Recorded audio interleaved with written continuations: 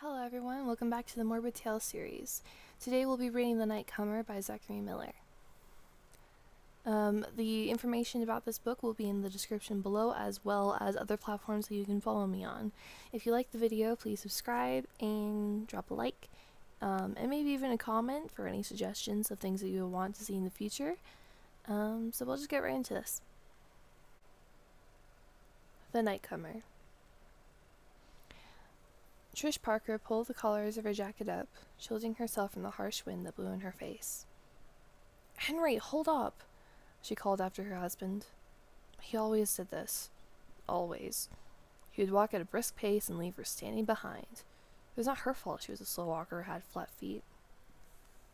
"God, Trish, can you be any more—" he began, but she put her hand up to stop him right there.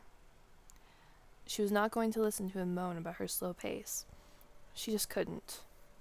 They had been roaming around like lost lambs for 40 minutes now, and her patience, along with the soles of her shoes, was running thin. "Don't you take a jab at me right now," she snapped and hurried forward to join him. "I'm sorry, it's just, I'm frustrated is all. I've been trying to find Bannerman's house for an hour now," he said a little softly. He looked at her with sympathy and stopped jittering his restless feet, waiting for her to catch up. He knew this wasn't very husbandly of him, but when you are married for this long, 11 years and counting, the lines between being a partner and being a free, uninhabited man begin to blur. Almost like long-time prison inmates forget what the world outside of bars feels like. "Did you try your phone again?" she asked him, a little less vexed after his confession. He was all right, she thought, minus a few outbursts of anger here and there. What kind of couple would they be if it did not have its shortcomings? Henry rummaged in his coat pockets for his iPhone, slammed it a couple times in an attempt to resuscitate it from its electronic death. "No luck, no cigar," he cursed under his breath and put the phone back in his pocket, making a mental reminder to chuck the useless phone at the techie's head at the Apple Care Center.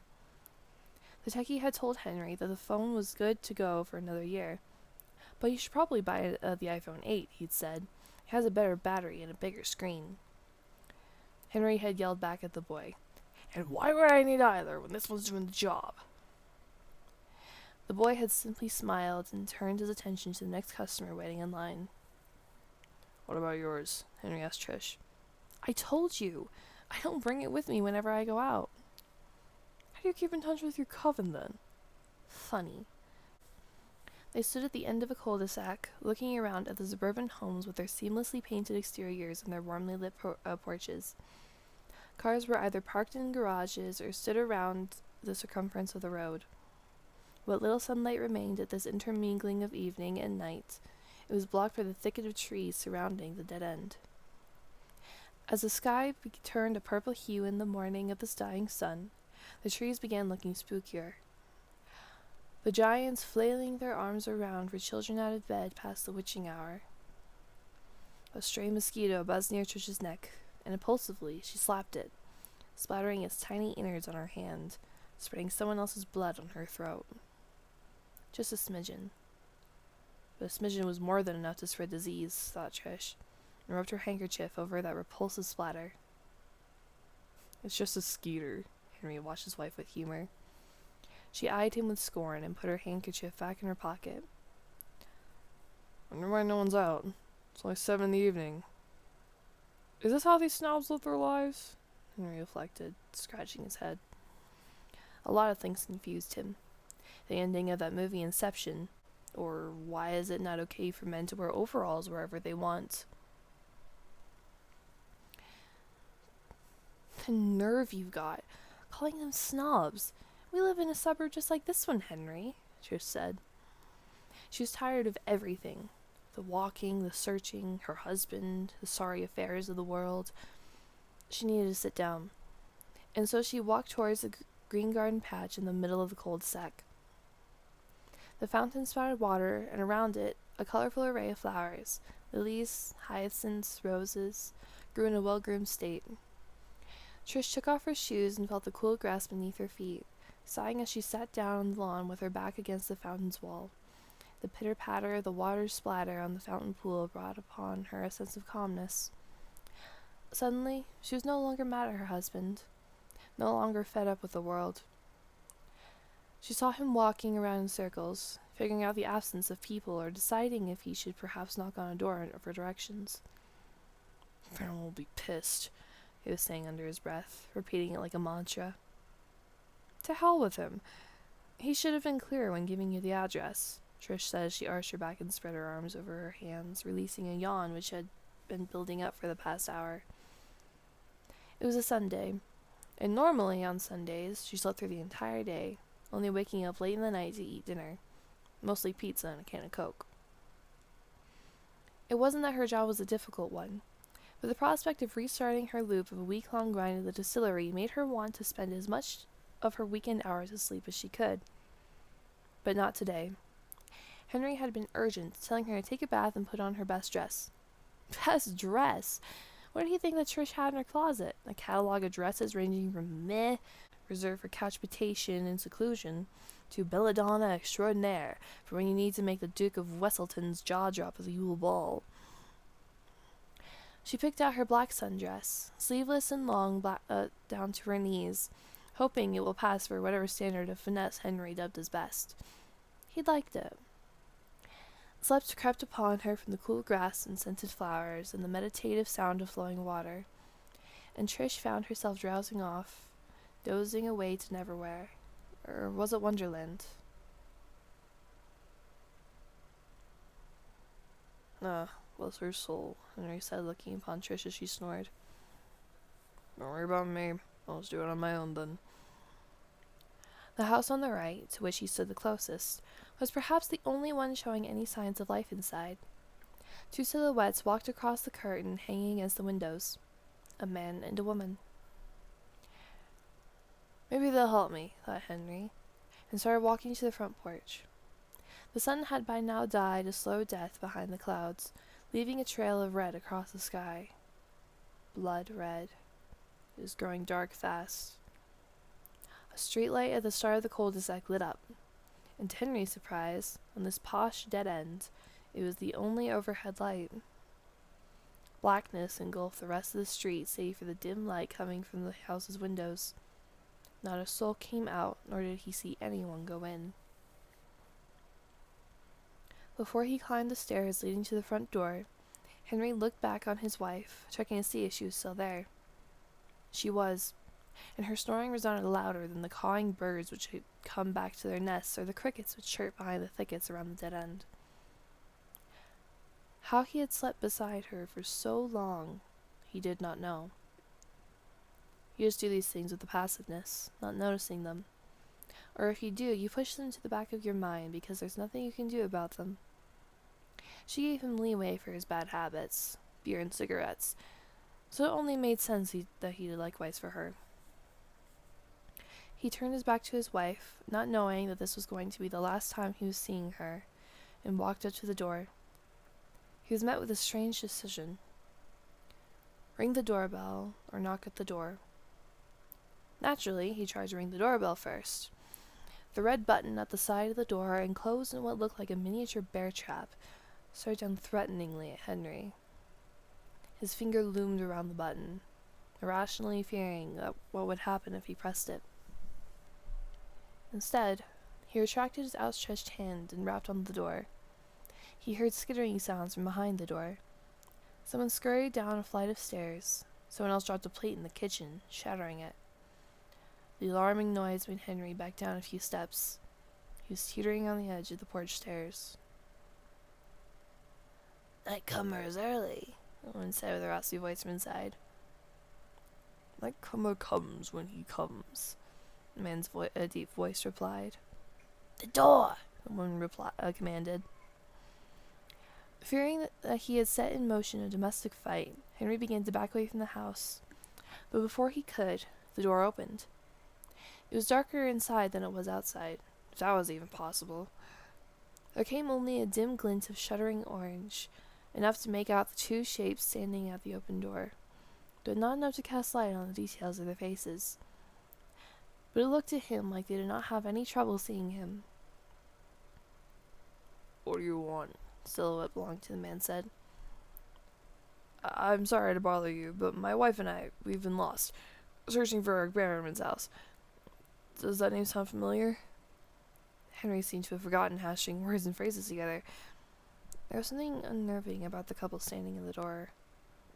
He wanted to get closer to them, to hear better what they were saying, or to see their faces, but he found himself rooted to the spot.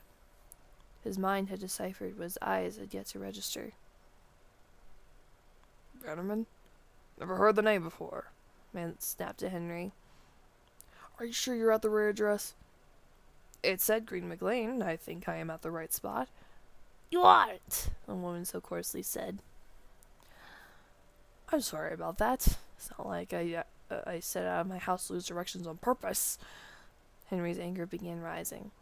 These two were being exceptionally rude to him.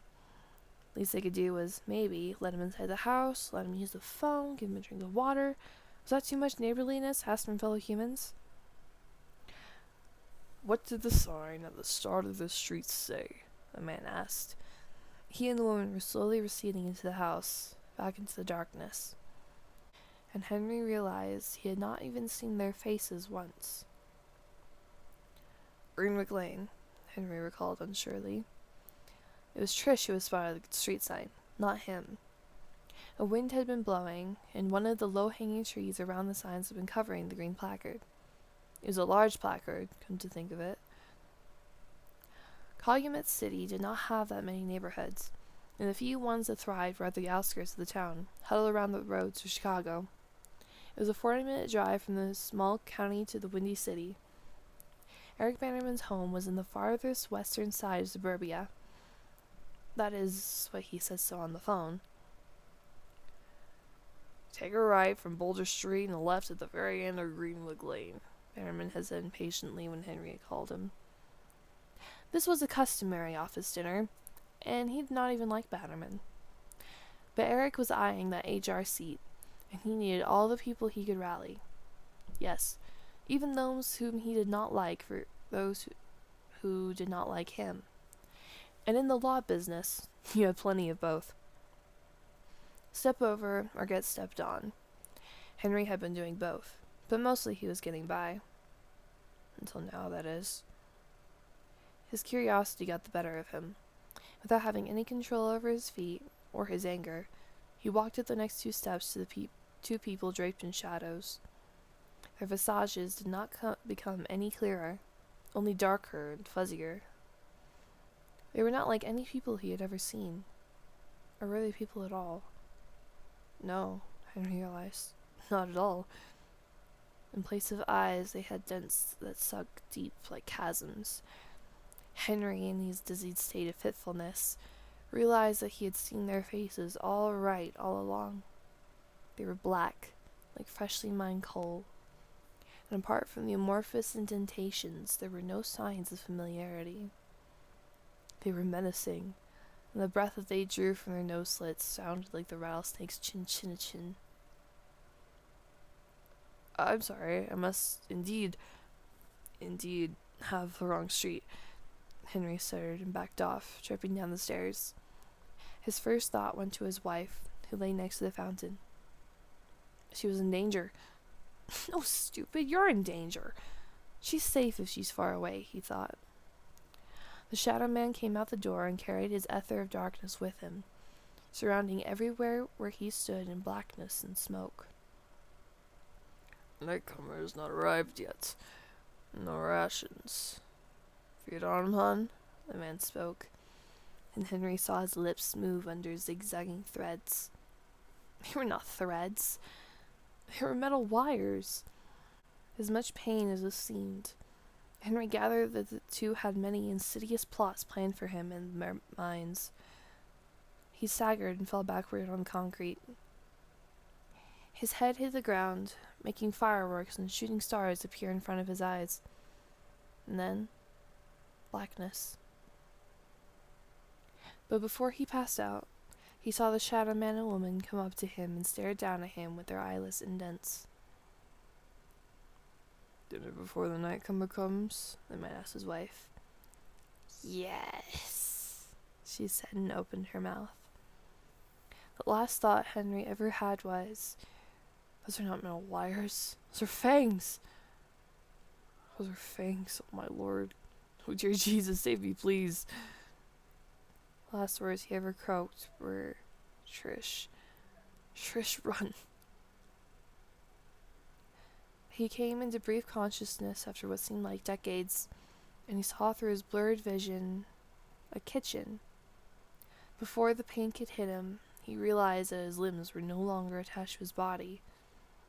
In that dark culinary hell, two silhouettes sat across from each other, one feasting on a leg, Henry's leg, and the other plucking leftover meat from a humorous.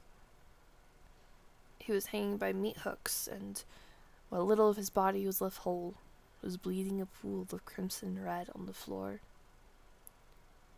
That was the last thing he ever saw. His own body desecrated, and then he died, painfully.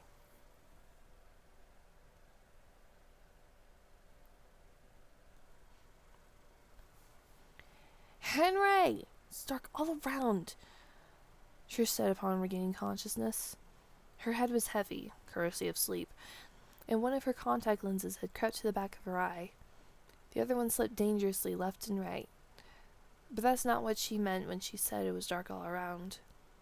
The sun had gone down a good hour ago. There was only the faint light of the stars, and the dim glow coming from behind the curtained windows, and the distant street lamp at the start of the lane. Henry did not answer. Had he run off, leaving her ditched in a place as weird as this? She thought over as she plucked the stray lens from the back of her eye. When you've been wearing contacts for most of your life, this is a routine. But the color made her eyes prettier, and it was much better than hoisting a heavy pair of spectacles on your face. They made her look like a dork, she believed. Henry, you sly dog, she shouted, hoping this insulting remark would bring him back as if he was a bad mutt. But there came no one to her, not a word in reply, only the cricket chirps of awkward silence mounting slowly into a panic, and the simmering sound of the wind rustling the myriad of leaves on the trees overhead. Henry, I swear I'll... She meant to threaten him more, but stopped. Maybe he had gone to take a leak. Maybe he had gone inside one of the houses called Bannerman. Maybe he was around the corner. I'll have the bank cancel your Amex. There. Now that was a mild repercussion for absconding on your wife. No credit card for him, and no more trips to the shooting range for his weak bloodlust purge. The guys that shoot your heart out had a policy of not accepting hard cash at any cost. Most people who came with hard cash were not the trustworthy ones. With both her lenses lying wet on the stone wall of the fountain, Trish rubbed her eyes with her knuckles. It presented a weird, baby-like image to a third person if they happened to be looking. And there were many onlookers. She looked like a toddler sprawled on her legs widespread, her fists against her eyes like crybabies often have, and the muttering of, "Where are you, Henry?" on her lips. Despite her blurry vision, Trish saw the outlines of men and women against the curtains of their houses, some in their bedrooms, some in the attic, some in the living room, and a few in their basements. She wondered again why they wouldn't come out, but no answer came. This was not the first time she had come across some eerie business that had no business being either that eerie or so out in the open. Once, when she was a hormonal adolescent of 15, she got on a long drive with her boyfriend, Jake Crenshaw, at 11 o'clock at night. It was Jake's idea of a romantic getaway. Well, at least whatever getaway two teenagers were allowed on their short leashes of "that car better be back in one piece," or "I smell booze on your breath, young lady, and I'll see to it that you're grounded for the next 4 months. They decided to take the dirt track leading to rural Kentucky west of Lexington. Jake was drunk, she was sure of it. He was pushing the limit of that beaten-up Pinto, driving it at 75 miles per hour, creating a storm of dirt in its wake, jolting them both as if they were inside a cocktail shaker. The outskirt buildings began to taper off. The estate shrank into ranches, and they, in turn, became distant gas stations. She was too afraid to say anything to him, but she had made up her mind that the first thing she was going to do when she reached home, if she reached home in one piece, was break up with him. He was volatile, and she did not do volatile. Her idea of a compatible man was someone who read a lot, wrote a lot, conversed in prose poems, and talked like Lovecraft wrote. While she did not exactly meet the man of her dreams all those years later, Henry somewhat compensated for it in comparison. He liked Kuntz and read weird internet haikus. His favorite one was, "The website you seek cannot be located, but countless more exist." During that road rage on the off-country track, Jake and she had come across a church. She was a Presbyterian, and from what her mother had instilled in her from early childhood was that all Catholic churches were the source of vileness and desecration. This sure did not look like a Catholic church. The architecture was all wrong. And instead of a cross, there was a rhomboid on the mosaic window at the front. But that was not the weird part. There were cloaked figures, draped in black shrouds, standing around a large bonfire. And when the Pinto pulled over near them, all those figures ditched their ritual and came walking slowly towards the car. "Jake, hit the gas!" she shouted. "Nah, babe, I got this," he replied in his beer-induced tipsiness. He had then gotten halfway out of his window and screamed, "God hates Satanists and sinners!" This made the mob of macabre ritualists quicken their approach. Trish had screamed as she had never screamed in her life. But none of that mattered to Jake. He was having the time of his life, spewing blasphemous hate on people who did not take it lightly. He revved the engine and reversed it in a neat semicircle, knocking down one of the oncoming people. "That was amazing!" he had kept screaming on their way back. All these years later, she still thought it was not amazing, and that Jake should have gotten some professional help, given his demented sense of humor. The last time she had seen him was 2 weeks ago, bagging groceries behind a Whole Foods counter. He did not recognize her, but how could she forget those manic eyes? "Henry!" she cried bleakly one more time, and in reply a shrill whisper rung inside her head. "The husband you seek cannot be located, but countless more exist." This intruding thought disturbed her even more. She got up to her feet, crushing the lenses under her hand as she held the fountain wall for support, and put her shoes on. They were damp and cold, not how she remembered having left them. "This is ridiculous," she muttered and squinted around. Still nothing. Her first impulse was to head to the house in front of her, not knowing that it was the same house where Henry had met his demise. And at uncertain times like these, she trusted her intuition. She walked towards the house, shuffling her sleeping feet and wincing at the pins and needles she felt tingling all the way up her spine as she walked. "Middle age is overrated," she brooded. "You still no clue as to who you are, and the fearfulness of it all is. You realize that no one else has no clue either. Everyone is just orbiting around in their dull routines of their lives, hoping for miracles, hoping for something spontaneous to break their monotony. Most of the time, that spontaneity comes in unwelcome surprises such as this one." She was stranded in the dark, with her eyes all blurry and her husband missing. Yeah, spontaneity for you. Tears formed in her eyes, granting her a few moments of sharp vision in which she saw, lying on the pavement floor in front of her, Henry's iPhone. She ran towards it, stooped achingly, and picked it up. The screen was cracked.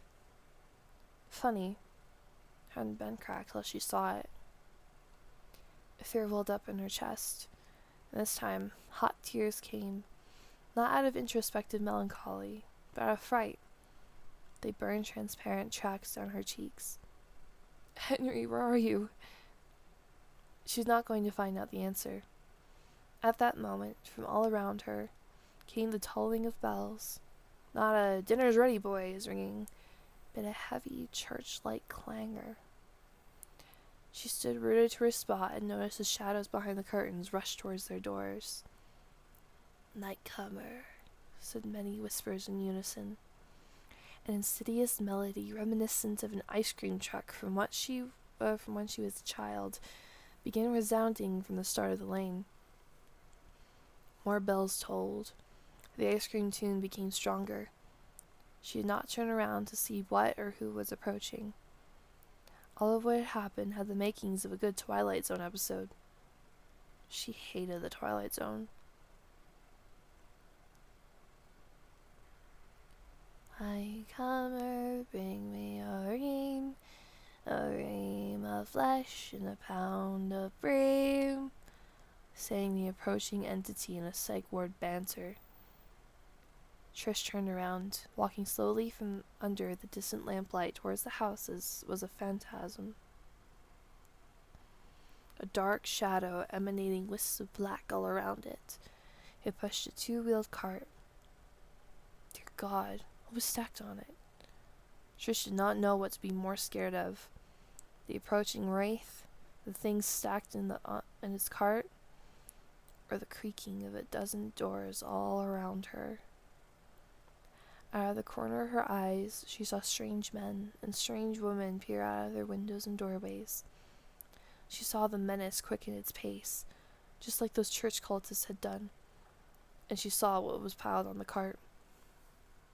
Dismembered limbs, arms, ribs, thighs, hips, and heads. Human heads with frozen looks of terror on their faces.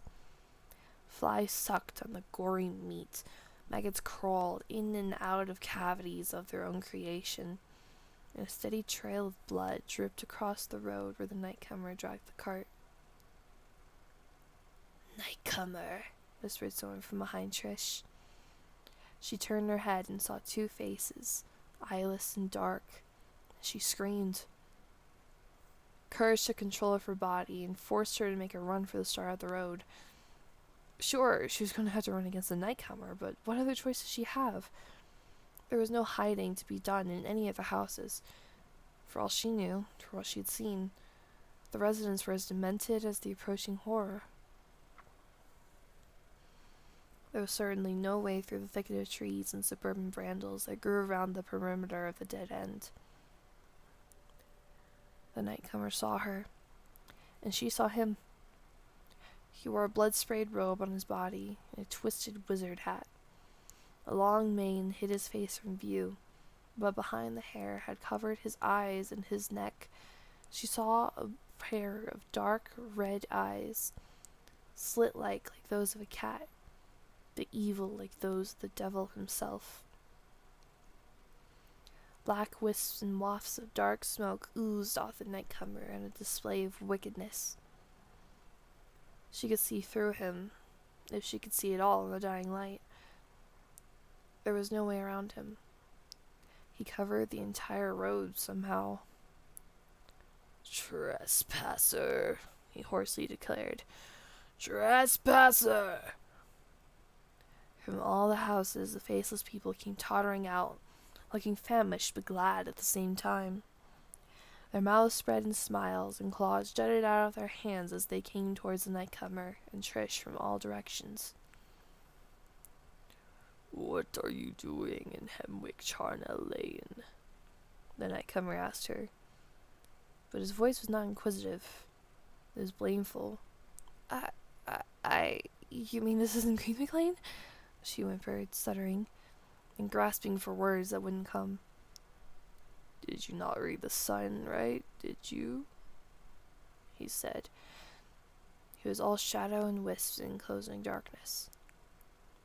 "Do the underworld critters come trespassing in your neighborhoods?" asked the Nightcomer. No. Trish was crying now, but the feminine weapon of sympathy worked no magic on the nightmare that stood in front of her, or the approaching horde of the underworld critters, whatever that meant. "Then why did you?" he asked. For a brief moment it appeared to Trish that perhaps she could reason with this demon, somehow explain her plight to him, tell him of her missing husband, and that their utterly mistaken misdirection. They did not mean to come here. But that moment, not only brief, was a mirage. The Nightcomer was in no mood for bargaining or lending an ear to her. She realized this when she saw his hands close around a bone saw on the cart. "No, please!" She conjoined her hands in front of him, begging him to let her go. Her husband could go to hell for all it mattered. But please let her go. "No, please. Once you're a trespasser, you are marked as fodder. My children are hungry," he said. Trish saw the rustic cleaver go up in a jagged arc and watched as the Nightcomer's unrelenting hand brought it down on her head. The bone saw sliced her neatly in the middle. Before she could fall on either side, Trish thought her last thought. "I'm cleaved in two!"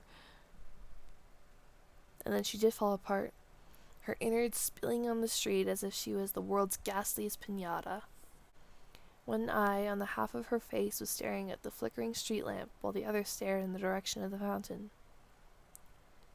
"Children, children, dinner is served," the Nightcomer said, and tilted the cart all the way till it was almost lay sideways on the street.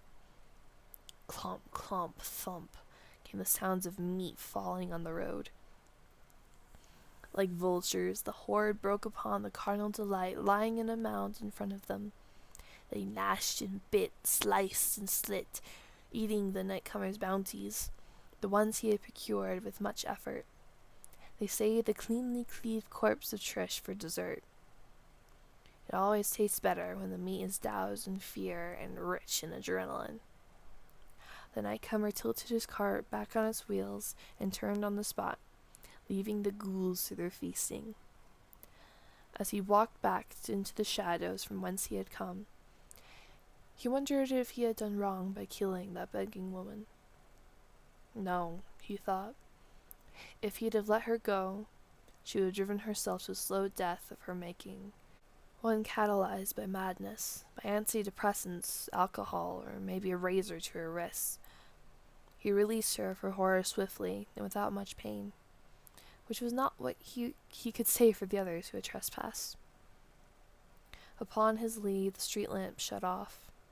The ghouls went back to their homes, taking the remnant bones and fatty meat off the street into their kitchens, where they would serve the purpose of making an excellent soup or a tasty stew.